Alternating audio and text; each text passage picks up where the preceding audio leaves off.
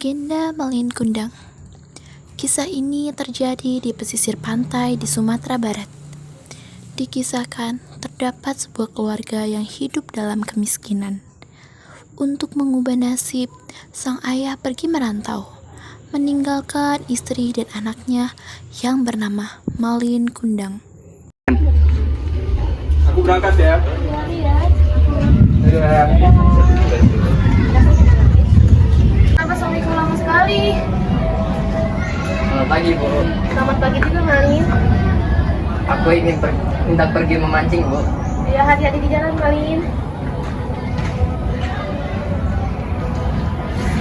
Meskipun agak nakal, Malin termasuk anak yang giat.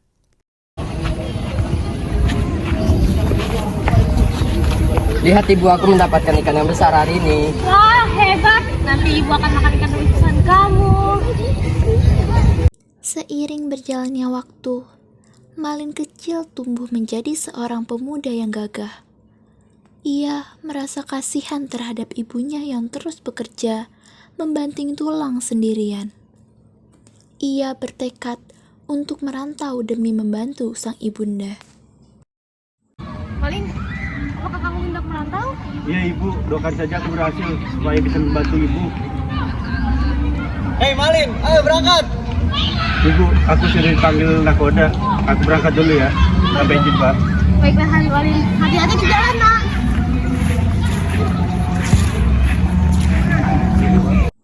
Bersama nahkoda kapal yang baik, Malin Kundang pun mulai berlayar untuk merantau. Sang ibu pun akhirnya merelakan kepergian anak sematawayangnya itu. Kapal yang mengangkut Malin pun mulai menjauh meninggalkan ibu yang kini tinggal sendirian. Sepeninggal Malin pergi merantau, tinggallah sang ibu seorang diri di gubuknya yang leot. Hampir setiap hari ia memandang laut, memikirkan nasib si Malin yang tak kunjung membeli kabar. Malin, bagaimana kabar Buna? Ya Tuhan, lindungilah dia dimanapun berada. Waktu pun terus berjalan. Ibu Malin Kundang kian menua, ia masih hidup seorang diri. Malin juga tidak pernah memberi kabar akan kepulangannya. Hingga suatu ketika, sang ibu pulang dari pasar.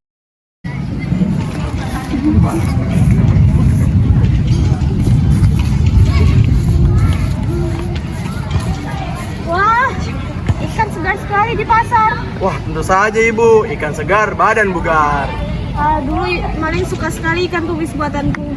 Aku jadi rindu sama dia. Dalam perjalanannya pulang dari pasar, sang ibu melihat sang nahkoda yang membawa Malin Kundang.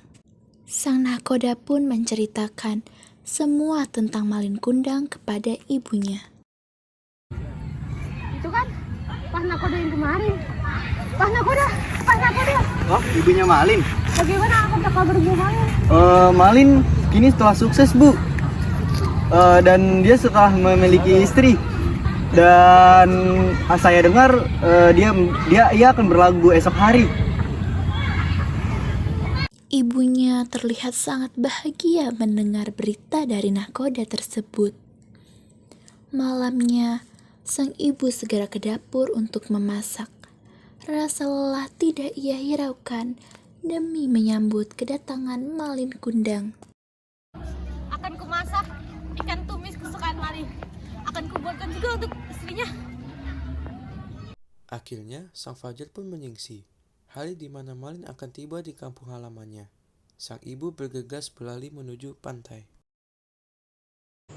Sesampainya di tepian pantai, beberapa orang telah berkumpul menyambut kapal Malin Kundang. Kapal Malin Kundang terlihat besar dan megah. Ibunya terharu melihat kedatangan kapal tersebut. Ia sudah tidak sabar melihat anaknya. Malin pun akhirnya menginjakkan kakinya lagi di tanah kelahirannya. Ia dan sang istri yang sangat cantik terlihat turun dari kapalnya. Tiba-tiba sang ibu berteriak kencang. Malin, anakku Malin. Kamu sudah tumbuh dewasa namanya. Sang istri Malin bertanya keheranan. Siapa kawan kamu ini? Dia bukan ibumu kan? Katamu orang tua kamu orang kaya. Dia bukan siapa-siapa, bahkan aku tidak mengenalnya. Tak disangka, Malin pun mendorong ibunya hingga ia jatuh tersungkur. Tapi Malin, anakku. Aku tidak punya ibu sepertimu. Ayo, istriku, kita pulang. Sepertinya kita salah berlaku di pulau ini. Malin, anakku. Malin pun pergi, meninggalkan ibunya yang terus berlinang air mata.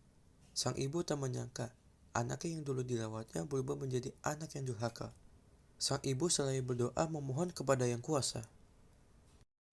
Ya Tuhan, apabila dia memang bukan anakku, maka ampunilah dia.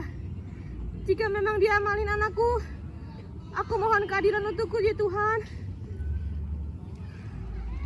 Seketika langit yang begitu cerah berubah menjadi gelap gulita. Sepertinya Tuhan menjawab doa dari sang ibu.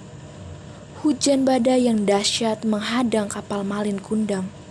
Kapalnya mulai hancur akibat tersambar petir yang begitu besar.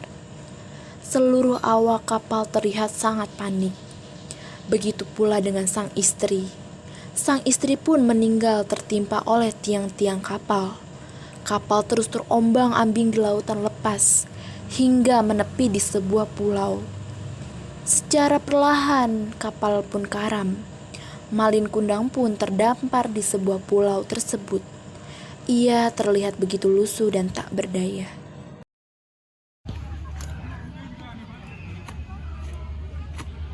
Apa ini? Mengapa tanganku menjadi bebatu? Sial.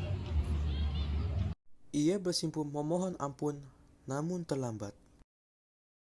Seketika, sekujur tubuh Malin berubah menjadi batu. Itu adalah hukuman yang harus diterimanya, karena durhaka kepada ibu. Ibu, maafkan anakmu ini, Ibu.